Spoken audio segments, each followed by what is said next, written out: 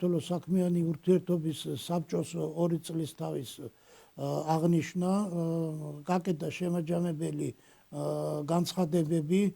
ეს ის ორგანიზაცია, რომელმაც რეალურად გააუქმა სავიზო რეჟიმები რუსეთთან და აღადგინა ფრენები. ჩვენ გახსოვს, ბევრი იბრალებდა ამ წინსვლას რუსეთ-საქართველოს ურთიერთობის დათმობაში, მაგრამ რეალურად ამ საბჭოს მიერ იქნა გადადგმული ეს ნაბიჯი და რეალიზებული. ძალიან დადებითი პოზიტიური განცხადებებია გაკეთებული საქართველოს მიმართ. იქვე აღინიშნა, რომ ეს ღვინის ექსპორტი რუსეთში მათი დამსახურებით ხდება.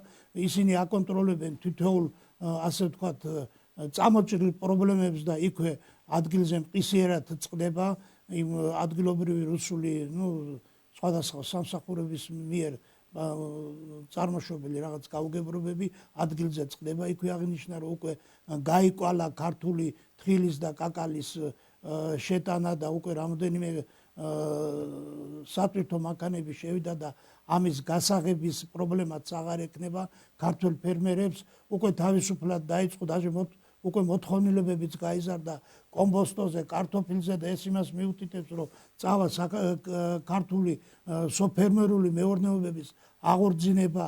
ყველაფერი, როგორ გითხრათ, ისინი გაცილებით მეტ ინტერესს იჩენენ საქართველოს მიმართ, ვიდრე ჩვენ მათ მიმართ. ასევე განსაკუთრებულად დიდი ყურადღება ექცევა ახალგაზრდობის აღზრდას, ახალგაზრდობის დაახლოებას, ქართველი და რუსი ახალგაზრდების დაახლოებას, მათ ასე ვთქვათ, გაცვლით პროგრამებს, განათლებით პროგრამებს და ეს არის ძალიან პოზიტიური, ძალიან დადებითი სტრუქტურა და მათ ასევე შეუძლიათ მთელი რიგი წვლილი შეიტანონ ამ სახალხო დიპლომატიის განვითარებაში და აი ამ ქართველების და საქართველოს და რუსეთის ურთიერთობაში წარმოშობილი ზოგიერთი, ასე ვთქვათ, სირთულეების დასაძლევად.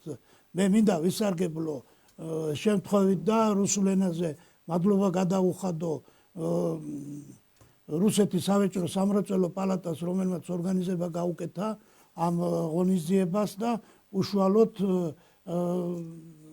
საქმიანი ურთიერთობის საბჭოს თავმჯდომარეს ბატონ იური ბალაშოვს.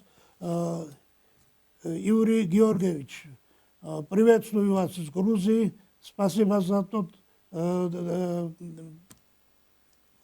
привет, за то гостеприимство и за ваш вклад, который вложили и будете вложить в отношении развития, в отношении российско-грузинских отношений, и за ту душу, русскую настоящую душу, которую вы именно вложили в этом деле. Спасибо вам за все.